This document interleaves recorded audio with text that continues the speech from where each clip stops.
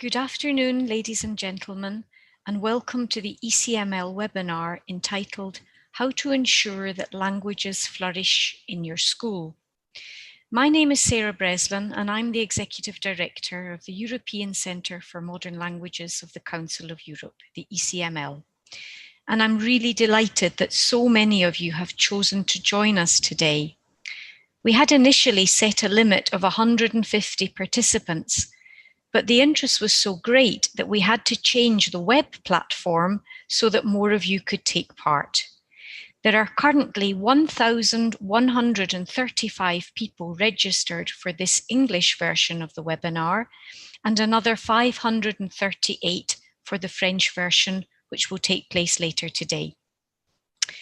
I think that tells us something about the importance of the topic, creating a language-aware school, an environment in which all languages are valued and encouraged, in which quality language education is considered the basis of all learning, where languages are seen as the vehicle for active participation as responsible citizens in democratic societies. This is such an important topic that it cannot be left to language teachers alone. It becomes the responsibility of the entire school community, language teachers, teachers of other subjects, administrators, parents, and of course learners, and especially those with management responsibility, be that at organizational level, at the level of curricula or teacher professional development. These people, like yourselves, have a key role to play. In a sense, this message is not new, even if it's still not widely known or understood. But the current pandemic, which has exposed and widened all kinds of divides, social, digital, but also linguistic, has made this webinar even more timely. During lockdown, schools had to respond to the emergency situation by adapting to online teaching and learning. But now we need to learn from that emergency reaction and embed quality hybrid teaching and learning into our schools, not as a fallback for a future lockdown, even though this might be necessary, but as the way forward in a post-pandemic world. How we do this is what our two experts, Jonas Errin and Silvia Minardi, are going to talk to you about today. And I'd like to take this opportunity to thank them both for offering to run this webinar. A webinar which will be based on the current offer of ECML training and consultancy with the same title, in itself based on the outputs of a 4-year ECML project from the previous programme 2016 to 19, which was coordinated by Jonas and in which Silvia was a team member. Before I hand over to our two experts, I'd just like to say a few words about the ECML, in case some of you who have joined us today do not know the Centre. The ECML is an enlarged partial agreement of the Council of Europe, which is the largest intergovernmental organisation in Europe, whose 3 founding pillars are democracy, human rights, and the rule of law. The Centre is based in Graz in Austria and currently has 33 member states. Based on the priorities in language education identified by our member states and building on the values of the Council of Europe, we organise a 4-year programme of European development projects and in-country capacity building, which is our training and consultancy, as well as a series of activities for the wider public, such as today's webinar or the recently celebrated European Day of Languages. 2020 marks the beginning of a new 4-year programme entitled Inspiring Innovation in Language Education, Changing Contexts, Evolving Competences.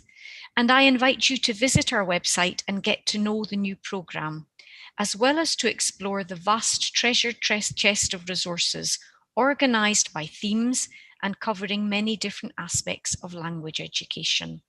All of these resources are free to download and use. Thank you once again for being with us today. Enjoy the webinar, Use the chat function to ask questions and make comments. And don't forget to explore our website if you're looking for further information. Thank you.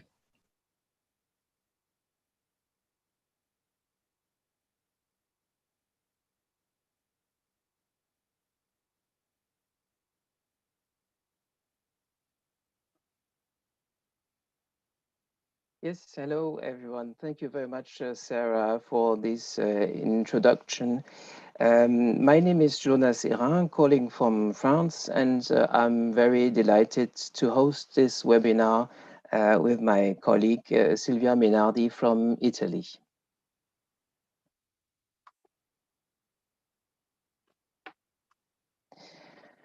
The EOL project was carried out in 3 languages. EOL stands in French for Environnement d'apprentissage optimisé pour et par les langues, which means optimized learning environments for and through languages. This is very much about school and staff management. The English title of the project is more centered on school development and change management. And finally, the German title focuses on users, on school climate, on the way to set up a language-friendly learning environment. And these 3 titles in the various languages show how diverse and flexible EOL has been conceived. Through the EOL project, we set up a global approach to education, which combines formal and non-formal learning and fits to some challenges we are going through in times of pandemic, such as remote teaching. The first part of this webinar for school principals and inspectors will be dedicated to the challenges and opportunities of hybrid teaching. Then we will move on to our concept of learning environments with some essential tools which can provide an overview of the diverse entries schools could use to support language education. And finally, we will give some input on project management and change management, starting with a symbiotic approach that combines professional development and school development. So here's the first step.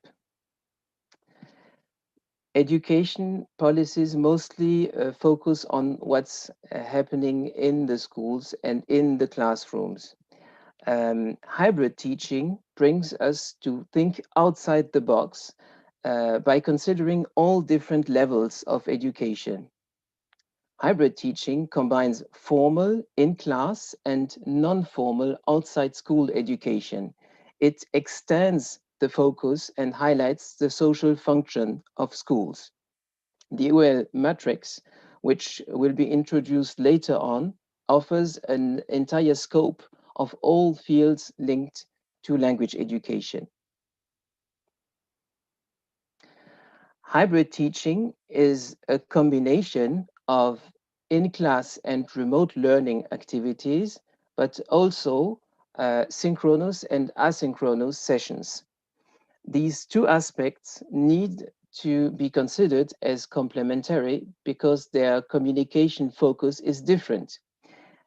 In-class and remote sessions should partly overlap through oral communication. Teachers should give their students systematically the opportunity to speak and value what they already know through, for example, welcoming words in the target language, a short recap of the previous session, or a quick presentation of a project. The link between synchronous and asynchronous sessions should be made fluid through written communication with easy access instructions and positive feedback for the students.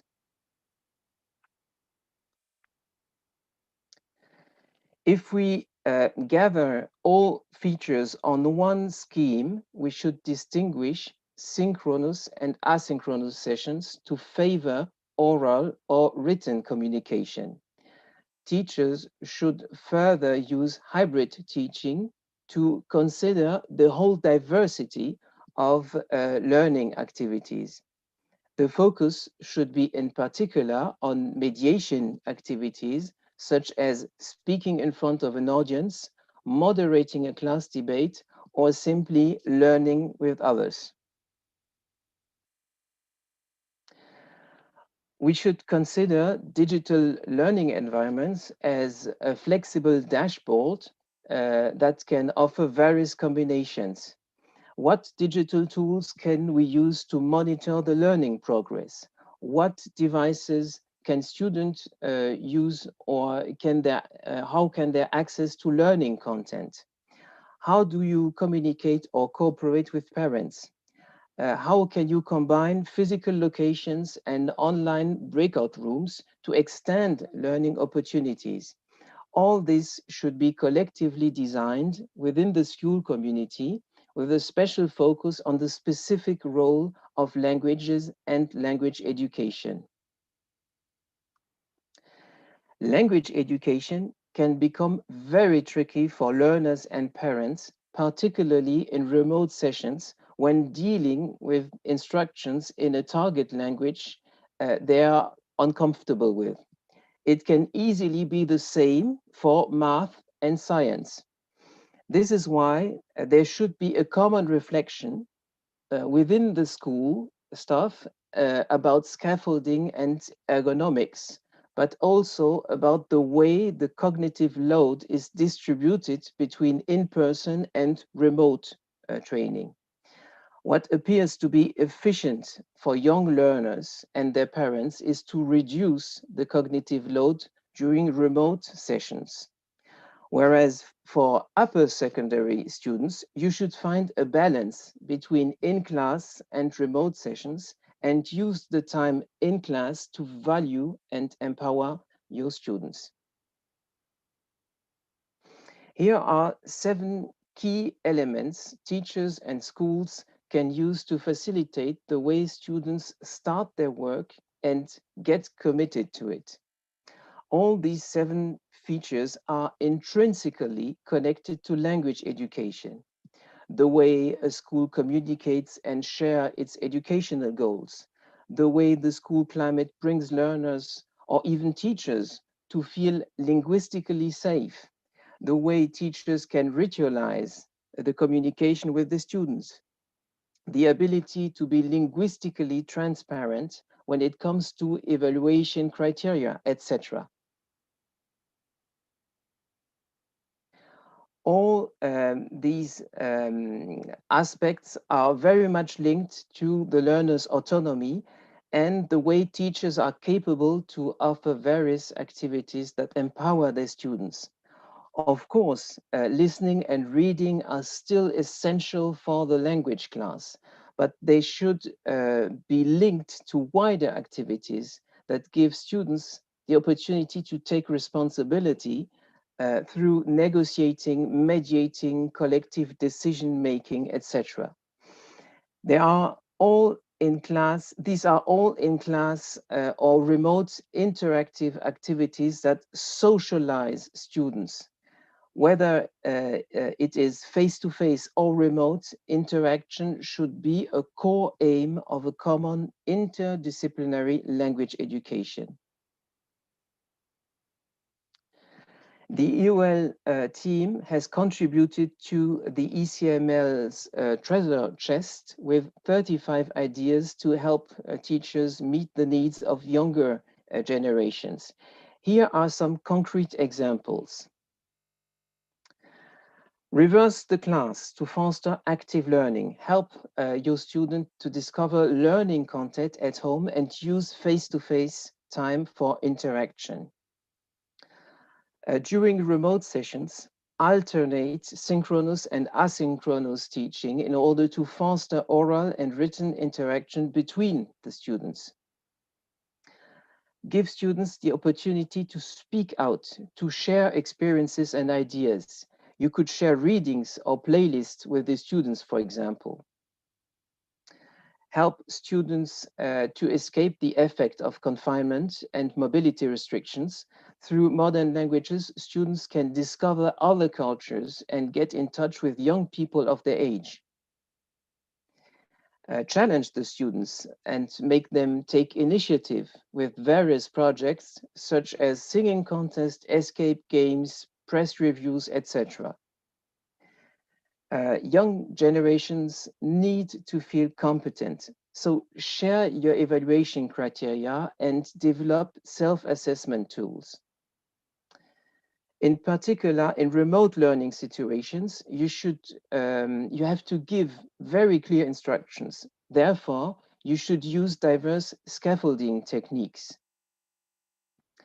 Value the students' plurilingual repertoires and challenge them with multilingual projects. This is essential for social cohesion and inclusion.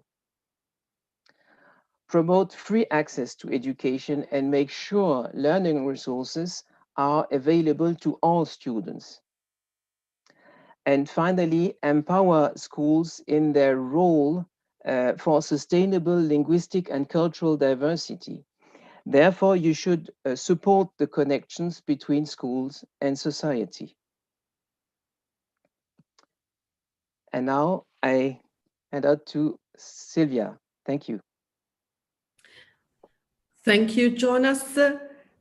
And this is part 2, which is basically which is based on this idea which inspired the project we've been doing together, the idea of learning environments.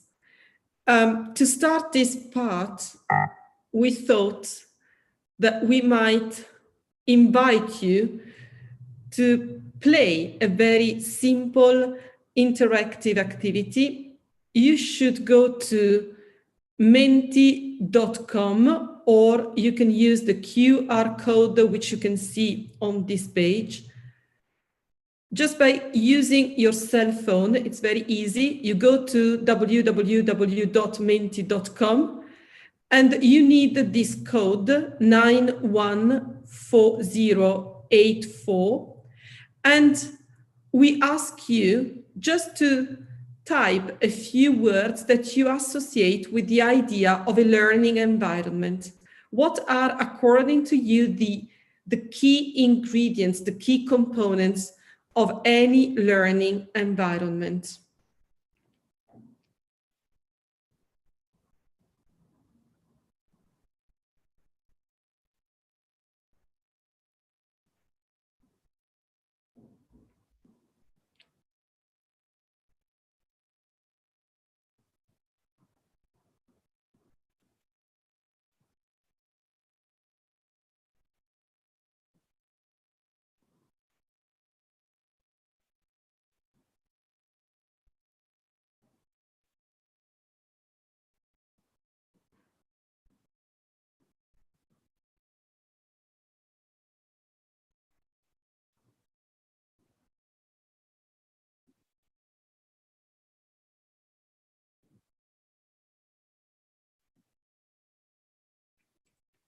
We are going to give you some more time.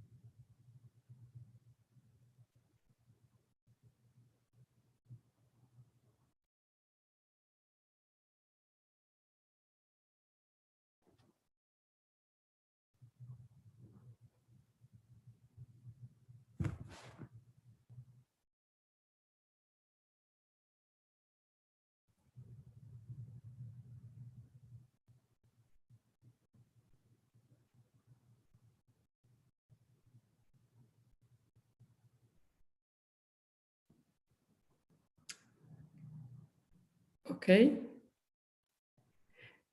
Now,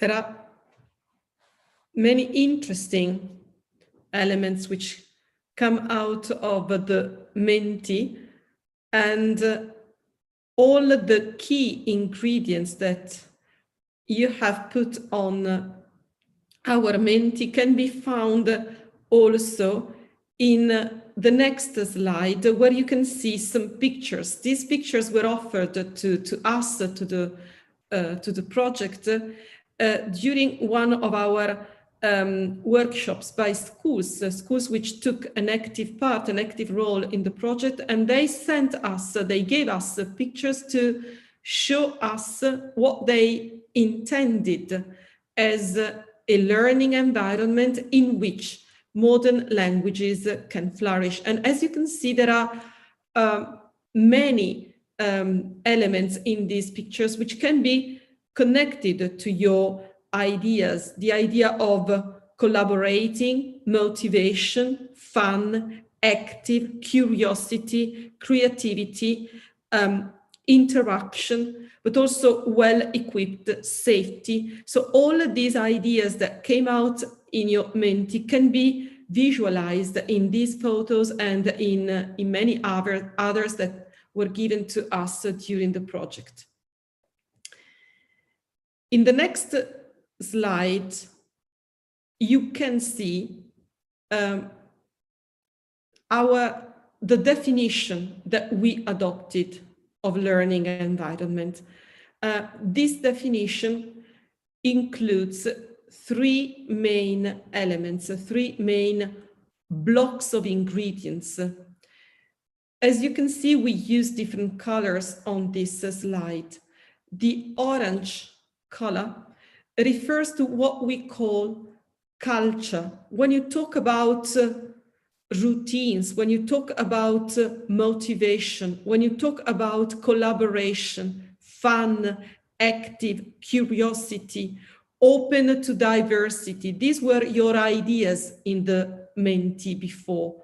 All of these ideas belong to this aspect, to this component, the cultural component, which in a certain way is in the background of all the environment that we set up. In blue, you've got words which are connected to places, spaces, structure.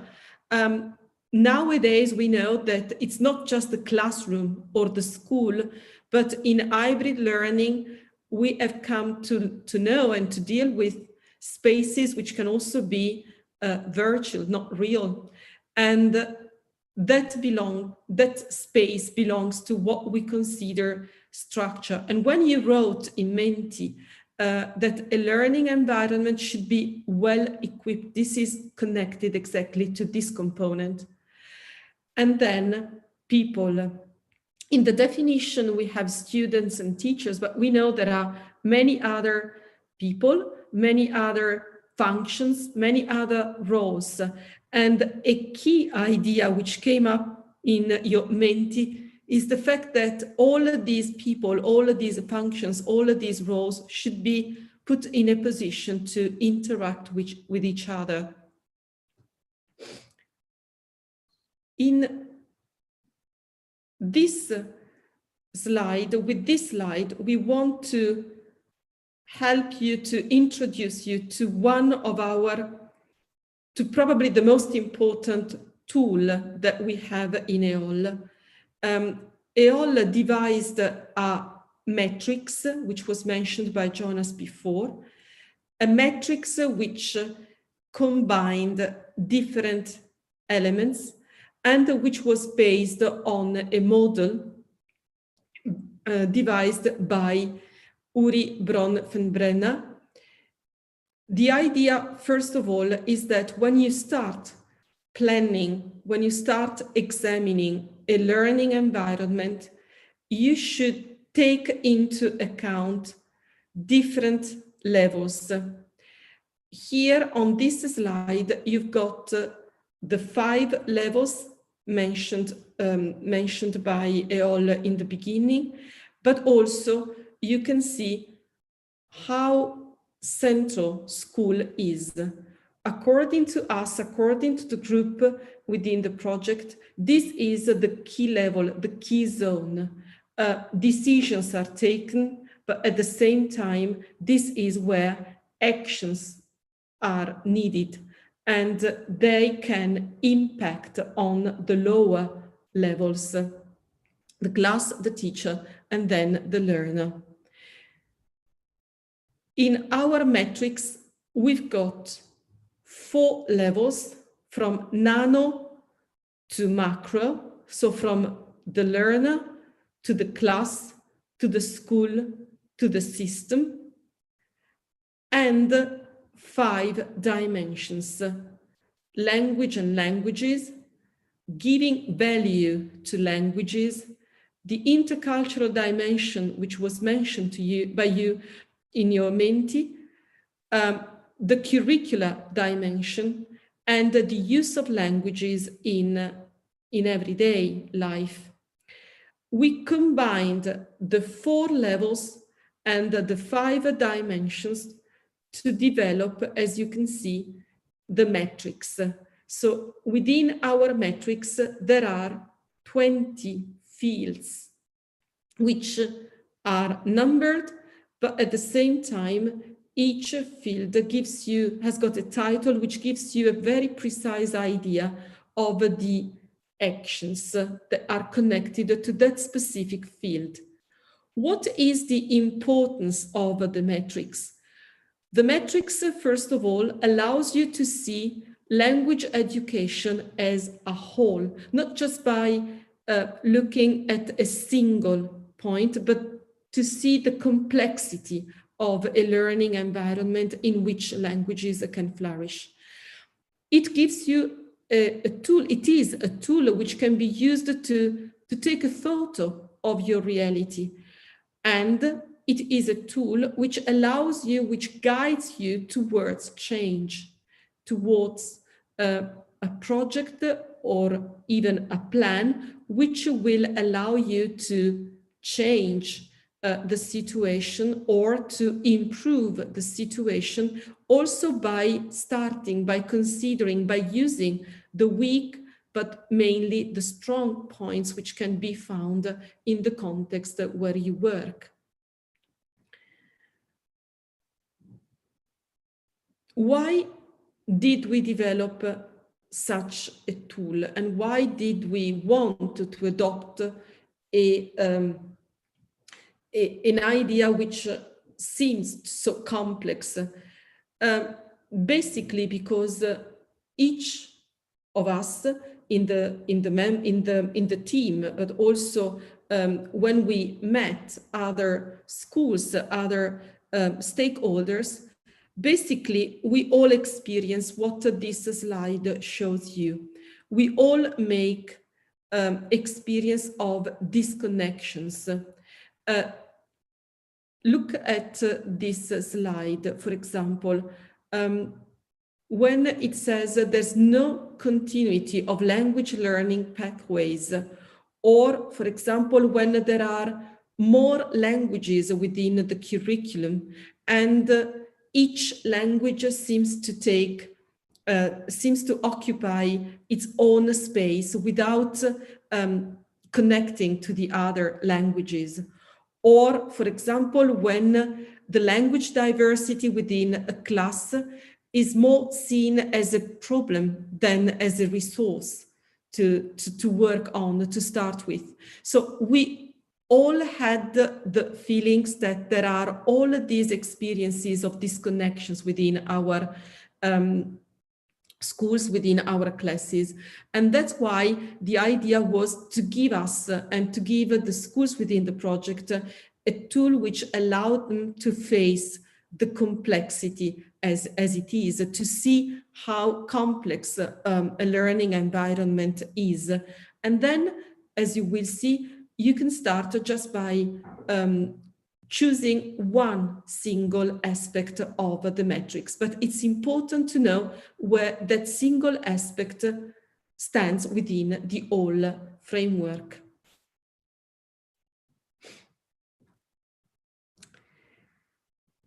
So this is what I've just illustrated is the framework of the project. But now I imagine your question is, okay, but how can I use EOL in my school or within my context?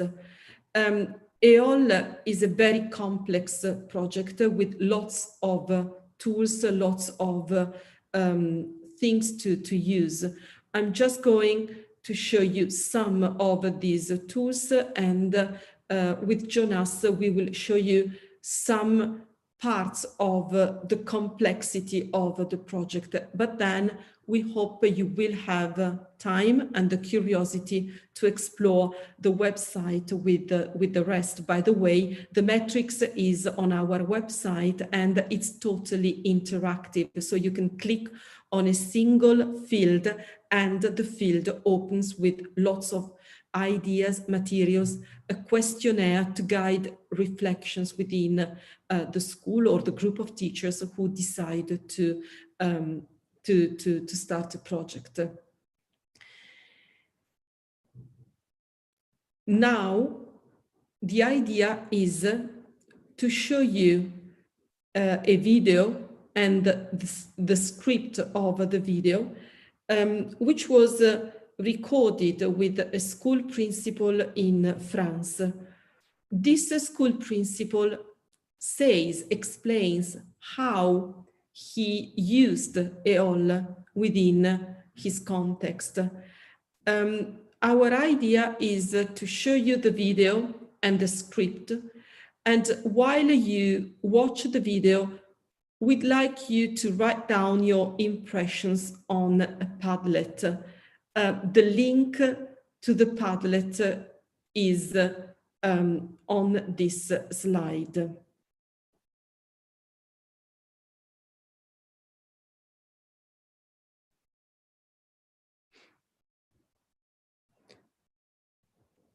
Okay, so this is the video.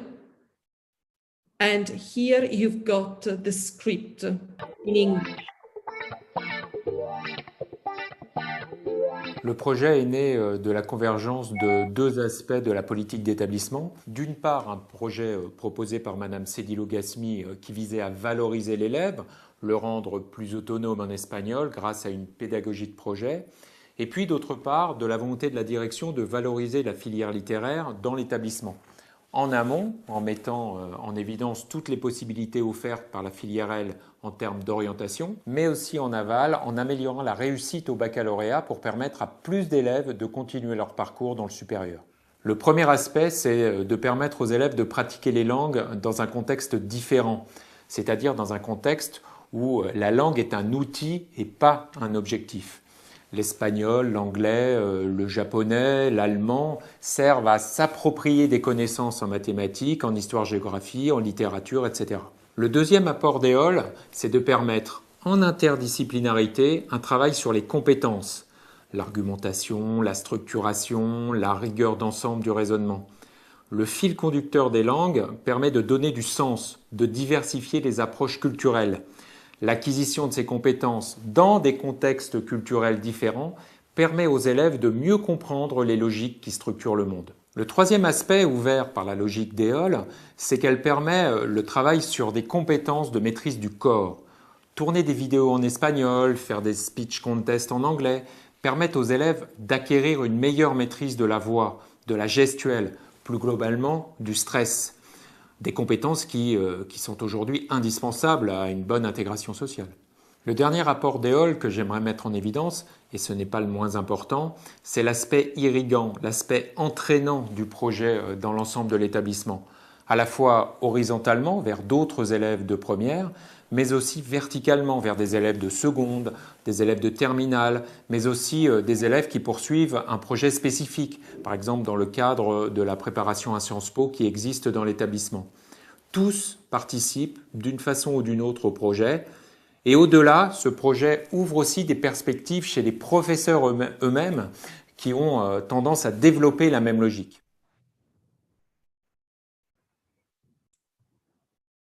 Now, okay, you can go to this website, which is a Padlet, and I ask you to write down your ideas, your impressions, maybe curiosities.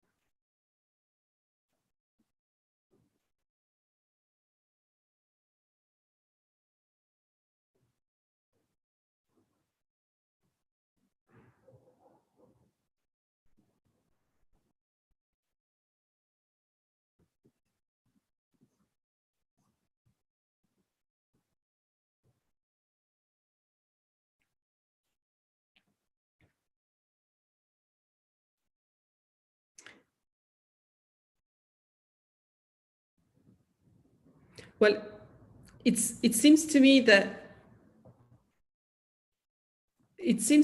most of you got the impression that this head teacher was talking about CLIL or PBL.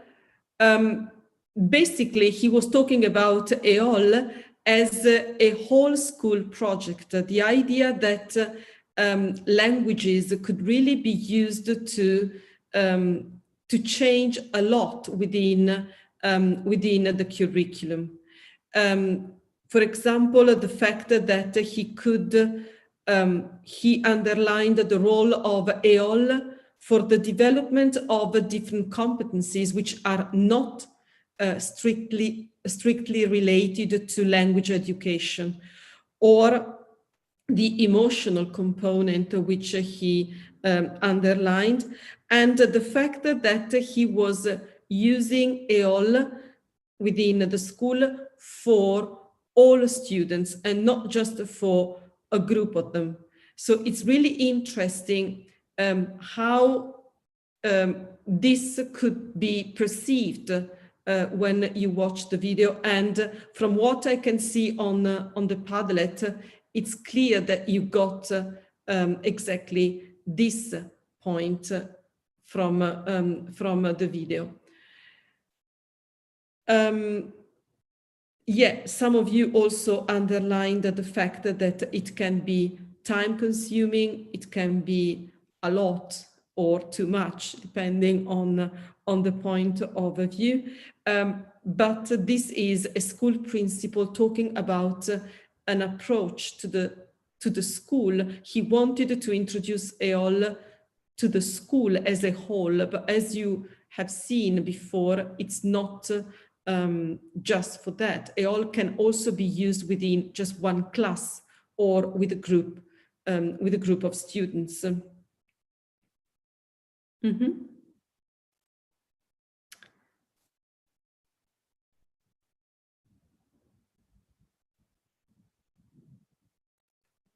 Yeah. How the question for this part of the webinar was, okay, this is the project, this is the metrics, this is the tool, but how can I start? Where do I start from? Our suggestion as a team was to try to focus on what we called example of challenges. For example, here on this slide, you've got 4 different questions which are real, which come from the schools that were involved in EOL. For example, how can language learning and mobility contribute to school orientation, or how to use digital tools to foster learners' autonomy? So the idea is start by recognizing what is the challenge you want to face and turn that challenge into a question, into a how can I question. This is the way we started to work with the schools involved in the project.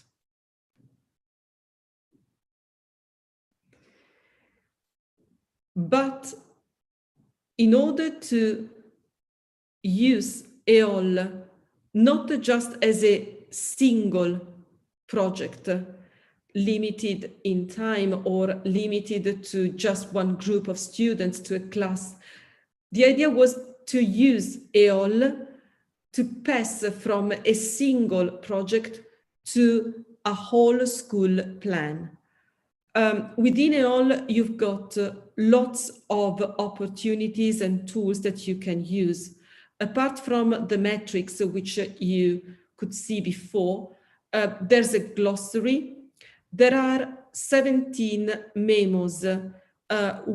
Memos are documents by the Council of Europe that we analyzed, we revised, and we transformed into a memo, which is a very short report on the most important elements that can be found in those documents, which can be used to make a plan for a language-friendly environment. There is the EOL website, and there are 52 tools which can be used by anyone who has access to the website. The idea is, let's start with a project, with a challenge, and then transform all these ideas using the tools we have into an action plan. In the website, there are examples of how EOL has already been used by other schools. So instead of inventing the wheel again, you can also see how others have tried to face the same problems we probably all have when we teach languages. And to go from a project, a single project, to a plan, we have one of our tools here, the action plan for partner schools. As you can see, it's divided into 2 parts, 2 pages, basically. On the first page, you can see for example, a question which, by using the metrics, allows you to see what is already done in your school, when it comes to one of the 5 dimensions that you have seen in the metrics before. In a certain way, as I said before, the metrics allows you to take a photo of where you are as a school or as a class or as a group of teachers within one of the fields which might be of your own interest. And when I say take a photo, it means that you can see both what is positive and what is negative, what you want to use as a resource and what you want to solve as a problem. It's important to identify priorities, to say, okay, let's start from this specific point, which can be a positive or a negative, which can be an element of strength or a challenge. And starting from that, by using examples, by using case studies which are within the EOL website, you can start planning your own project. The idea was, as you can see on page 2, the idea was to suggest a 3-4 year project. So starting from year 0 up to the last point, the last part of the project, in which the idea is now you're able to share, to transfer what you have learned also to other contexts or to other situations. This is the action plan as it was imagined by the team, but of course each group of people, each group of school teachers, each school can adopt and adapt this tool to its own situation. Now I leave the floor to Jonas, who is going to introduce to you to another important tool, which we called Creole, and you will see how we also had fun in devising all these tools and all these strategies to face our challenges.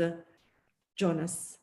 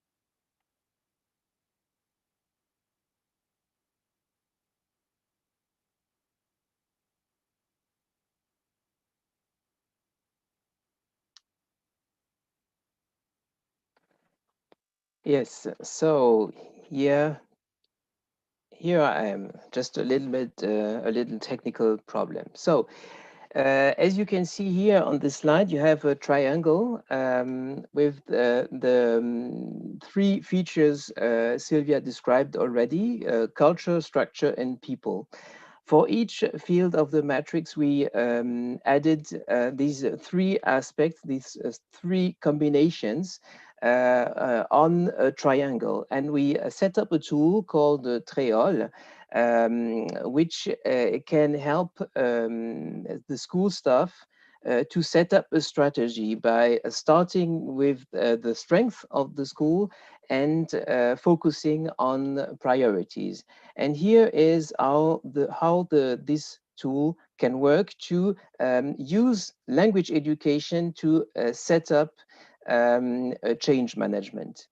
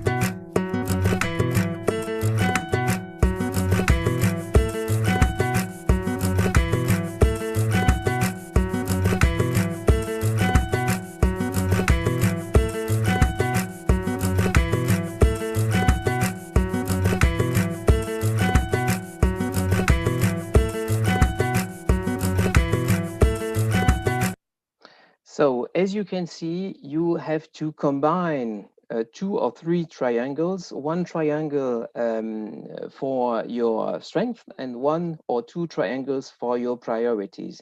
And this will give you the opportunity to explore more than 3,000 possible combinations.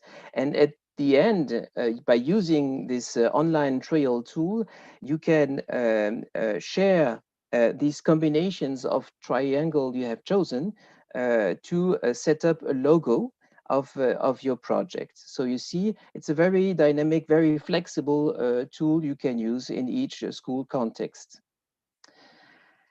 On the website, you will find other tools. Sylvia already told you we have 52 tools, and we set up these tools with more than 100 partner schools throughout Europe.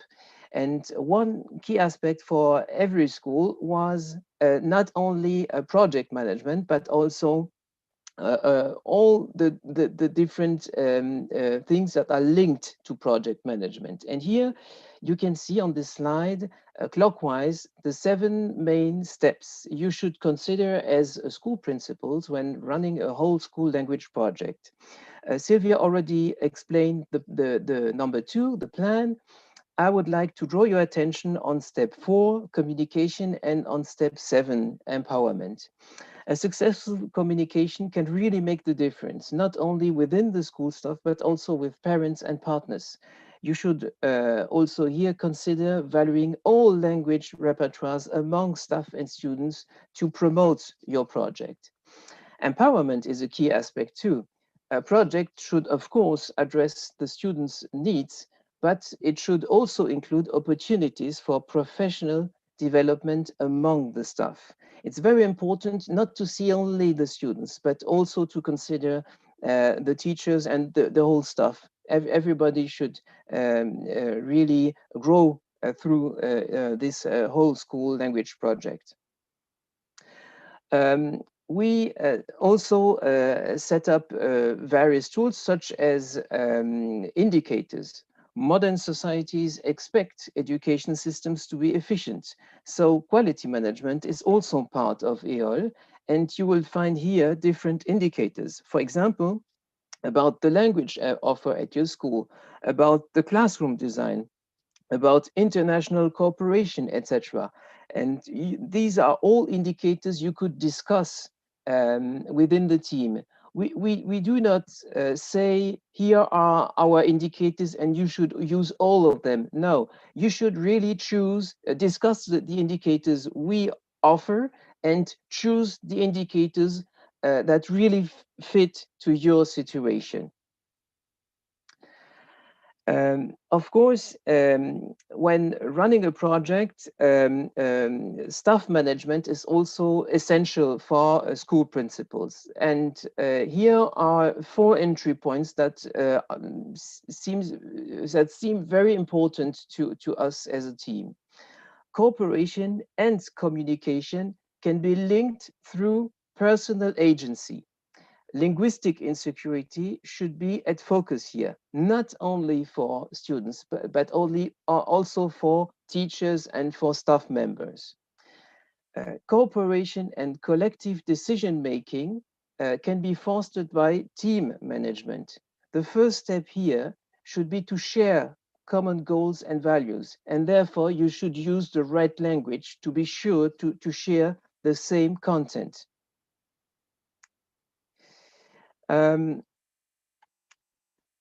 Collective decision-making and quality relationships can be supported through collective agency.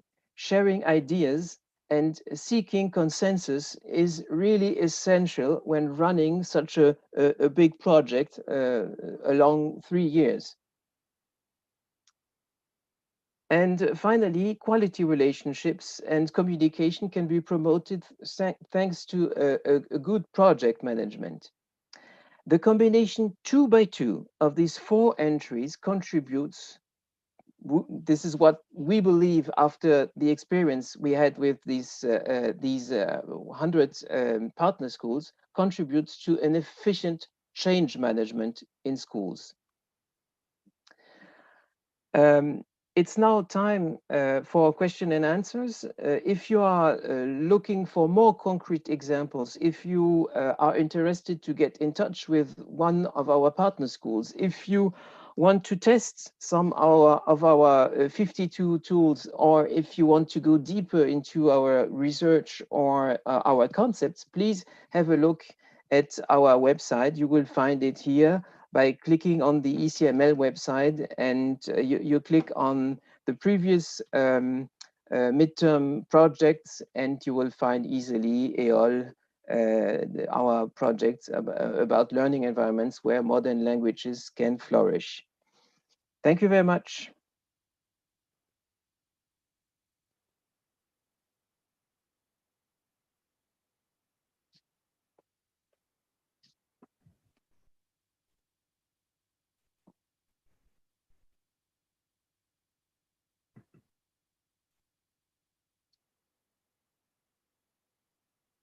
I think it's now time for questions. Exactly. So we are waiting for your questions or queries or curiosities. Or comments. Yeah.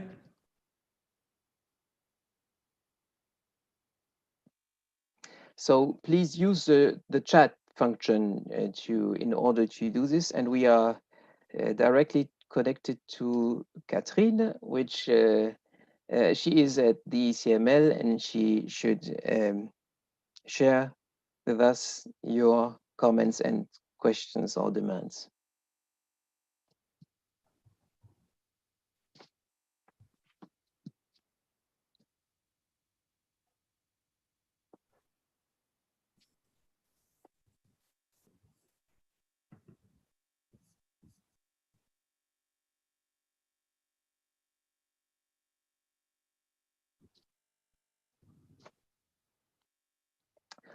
Okay, Christian just wrote, see the chat in Zoom.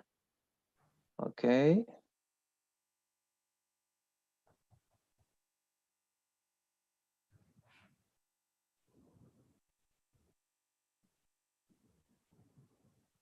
Okay, Christian, I don't know how do I get back to the Zoom function where I can open the chat. Maybe here.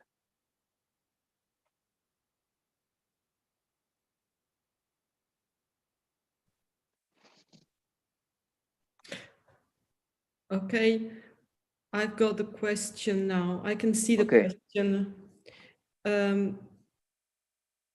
Very much theory worked out in schemes, fine. And the practical work with the children, this is the question I can read now. Okay, first of all, there are, within the website, there are examples of practical things which the schools have shown us. I mean, the schools within the project used some of the tools that we showed you today to develop their own project, their own action plans. And so you can also watch some videos in which you can see how EOL was applied to different levels of education also. So children, but also in high schools. I don't know if Jonas, you want to add something? No, there was another question on the chat asking for the slides. Yes, of course. I think the whole session is on YouTube, so you will have. If you missed some part of the webinar, it will be accessible on YouTube anyway. But the PowerPoint, we will share the PowerPoint, of course.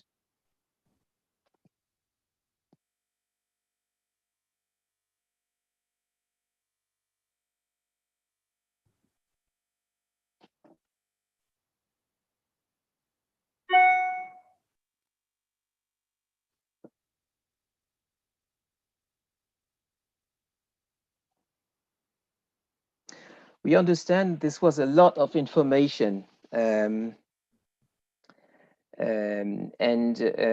you probably need time to go through our tools on the website to maybe to understand how you could adapt things to your own context. Mm-hmm.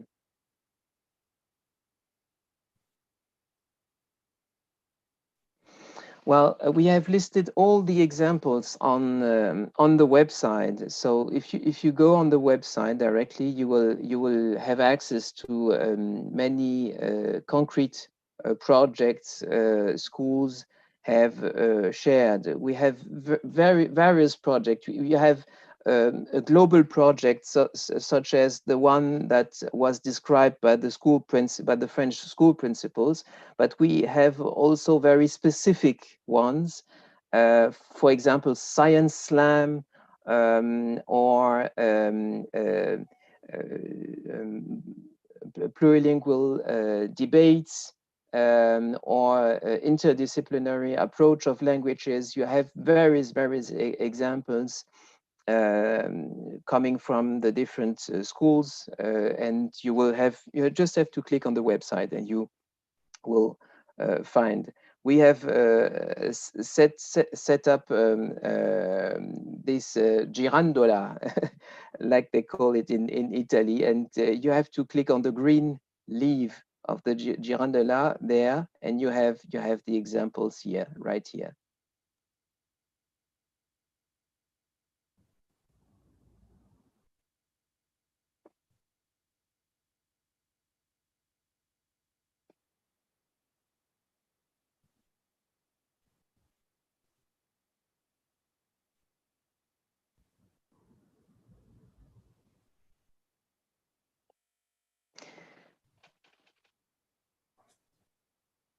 Yes, we have just a very small amount of primary schools who participated in this in the development of the EOL project.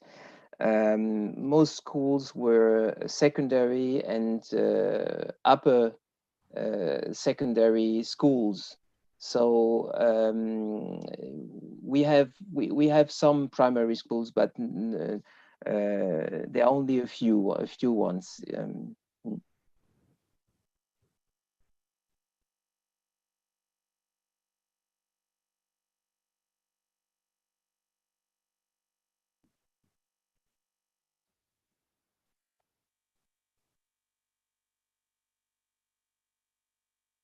Sylvia, do you want to answer the question of Joanna Katziuli, maybe? Yeah, if I understand the question, EOL is not a planning tool for lessons. It's not for lesson planning, but basically it's used to devise a project, to set up a project if you want to make languages count, really count in the context in which you teach. So it's not a lesson plan tool, if this is the question.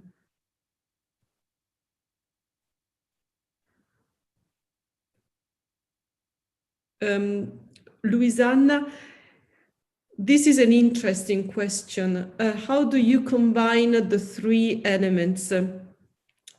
Something which I have learned personally from the project is that is the idea that Jonas brought to us as a team, the idea that we should consider also our classes, our schools as ecosystems. So when you change something in one of the three elements, when something goes wrong in one of the three components, this has an impact on the others. And after EOL, this became very clear to me. When I see something which really works, you can see that it has an impact not only on just a little bit that you are working with, but it has an impact on all of the three elements, culture, structure, and people. So I'm not really ready to say that one is more important than the others. But I think that the three should work together, should be kept together as much as possible. I know it's not always easy. I don't know if, Jonas, you want to add something, because this is a key question according to me. Yes, you can combine this question with the previous question. How many teachers do usually collaborate for such a project? Well, it really depends from the situation. One of the key aspects of EOL is really to understand where the school is, to understand where the strengths are and what could we share within the school community as a common goal. What are the common values, the common aim? What are we collectively aiming at? And therefore, you need more than just one teacher. You need more than just language teachers. You need more than just teachers. You need also to include learners. You need to include other staff members. You need to include parents. You need to include partners. So you need the people, and you need the culture to make sure you are sharing the same goals. And also you need the structural aspects. You need the organization. You need to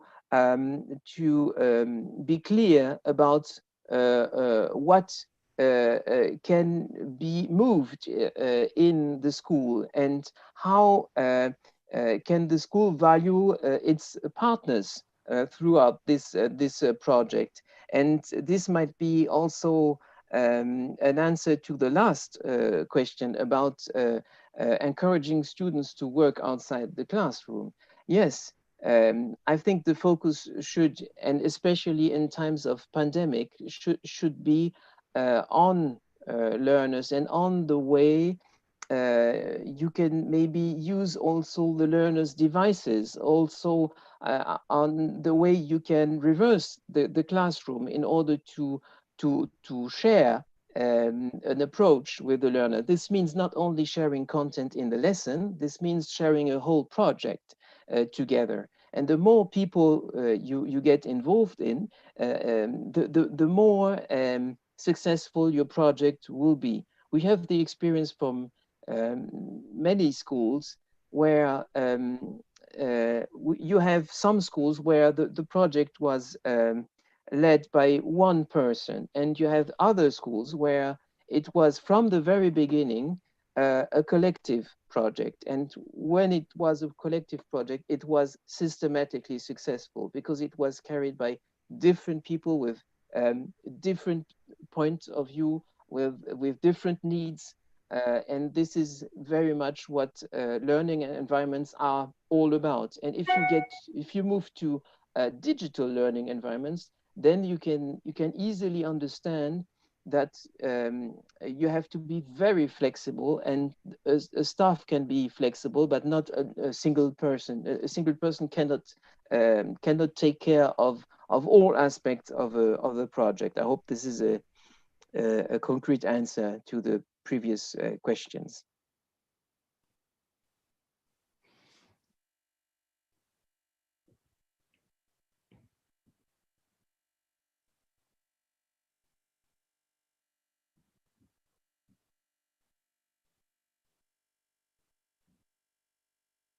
Yeah, then we have a specific question from Greece. This project is interesting and challenging, but difficult to apply in Greek schools where teachers change throughout the year. Yes, we have some very different from specific aspects of different contexts, which are great challenges to a whole school approach, of course. But we learned a lot from the different schools, from the which are in the different contexts. And I understand this as a challenge, but also as a chance to maybe to set up a tool where or a platform where everybody in the school can be informed about the project. So when there is a change of teachers, maybe you could find a way to share the information even more.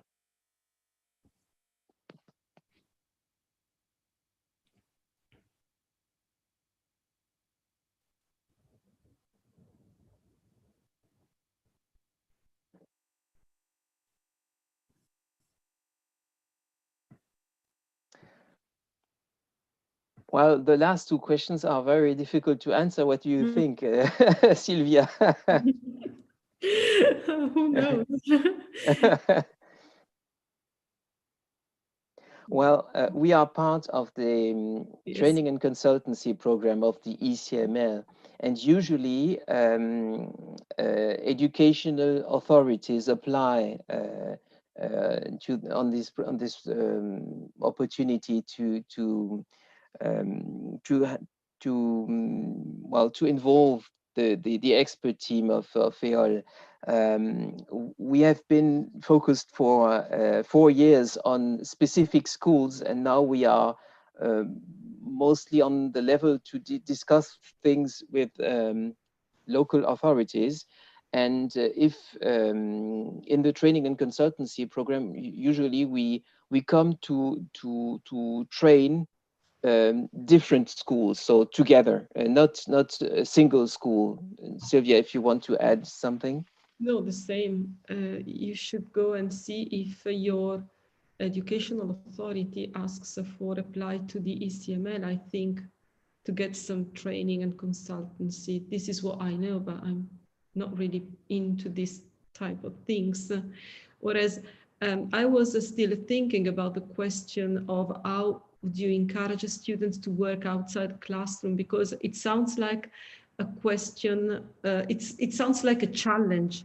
I mean, how to encourage students to work outside the classroom makes me think that you can use the metrics and start working to see what kind of project you can develop by using the tools to work more with languages in a no-formal dimension of education.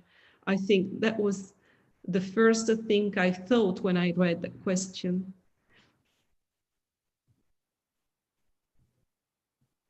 Okay, Sarah has answered the question about training and consultancy in the chat box. Thank you, Sarah.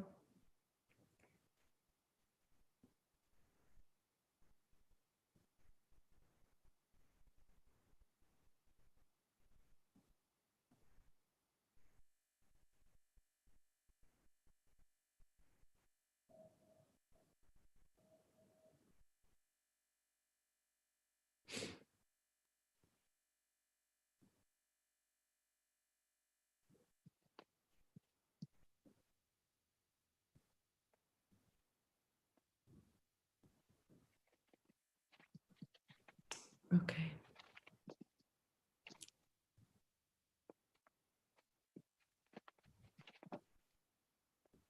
Okay.